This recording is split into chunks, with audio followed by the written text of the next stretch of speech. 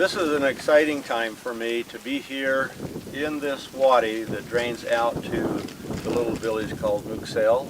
It's near the blowhole that is west of Salalah, about 20 miles. Very exciting place.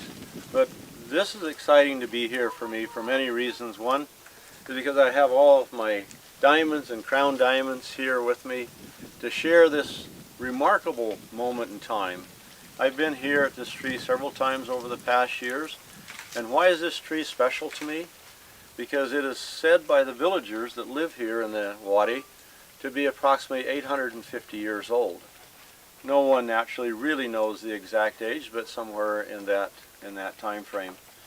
But this tree has stood through wind and rain and monsoons and drought, and it has seen every condition and every weather, climate change that's imaginable, and it still is living and standing here against all odds at that age, which is not common for a frankincense tree.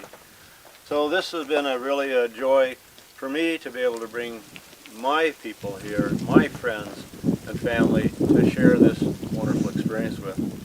But what I'd like to do now is just talk a little bit about the frankincense tree. And since this is April, we're 2 months, almost 3 months away from the start of the monsoon season. And this is the time of the year when the frankincense tree will produce the least amount of resin for, or what we call lubon, that produces the resin. The tree starts to take on water just prior to the starting of the monsoon season, and then really takes it up through July and August. At September, the tree is very full with water, and then when you shave it at that time, the lubon really bursts forth, and that's some of the best quality of lubon that is captured anywhere from September through until December time. Now, ancient times they only harvested once every other year. Then it went to every year, and now they harvest twice a year because of the demand for the resin. It has been said that when a tree is harvested twice a year, it won't reproduce, meaning it creates a sterility within the flowers, and so it doesn't produce a seed. Trees that are harvested every other year will reproduce. We know now that a lot of trees, actually probably over 98% of the trees that used to live here in Oman have died over the course of time because of over-harvesting and also abusiveness to the tree.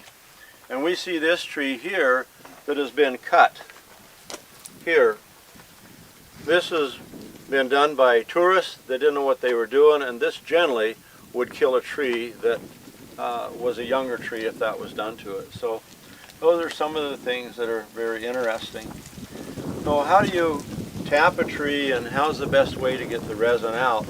So the traditional way is the families that lived in a region had the rights to harvest in that region, and they couldn't cross territories. That was forbidden. And it was referred to as poaching. Even foreigners that come in from other countries will poach the resin. So just simple, make a shave, and you take it down into the red matter. So when you're shaving, you just take off the top 3 layers of bark until you get down into the red inner bark, and that's it. You don't have to go in any deeper, because if you do, you can damage the tree.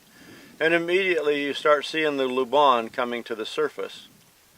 Now, at the end of the monsoon season, even prior to the monsoon, to make a slice like this, that lubon would come out so fast that you wouldn't even get your knife down before it would be running down the tree.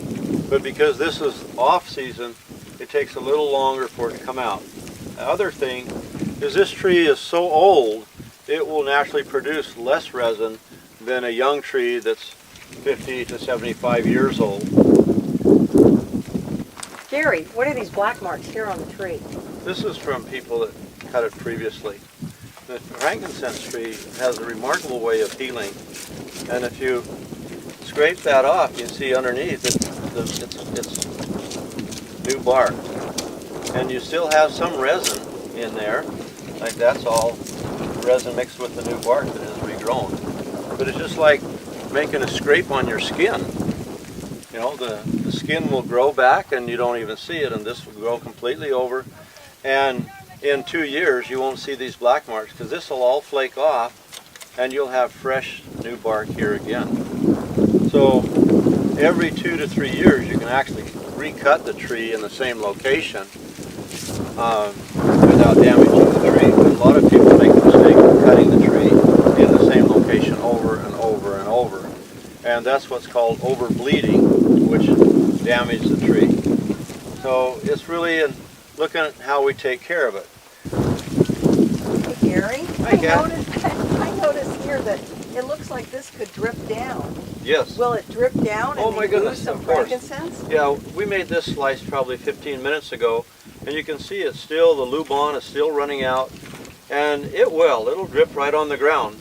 A lot of times on new trees, when I've cut them in the past, we would put a mat underneath for the lubon to drip on and catch, because a young tree, it'll run just like milk, and because it's white, that's lubon means milky white. Oh, beautiful. So you can see, imagine this now, we come back in 10 days and reopen this wound, the second cut will generally provide 30 to 40% more oil. The third cut, which is 45 days from the first one, will yield almost 90% more. Oh, wow. Well, it's pretty? sure beautiful. Yes, it is. Gary, is one slice enough to get the resin you need? Oh no, this is just the first cut. Then we wait 10 days and we let that just continue to ooze out, and after 10 days we come back. Now the tradition was that the people in the territory, they had thousands, tens of thousands of these trees. So they would have a circle or a circuit where they would go and they just cut all the trees in the wadi, and by the time they got back to this tree it would normally take them 10 days. And 10 days they'd be ready, and then they would come back and they would reopen the wound a second time. And they would take off all the resin that bled out that first time and reopen it a second time. Then they would do that on all the trees as they made their circuit the second time. They would come back another 10 days later, they would reopen the wound again and actually take it just a little bit deeper. They would give that 15 days. At that point, then we'd have resin crystals here that would be as large as golf balls. So it was about a 45-day process from making the first cut to the final cut to take the resin. And then after you did that, you would move to another location to start another cut. So you could do 2 cuts in over a 90-day period of time.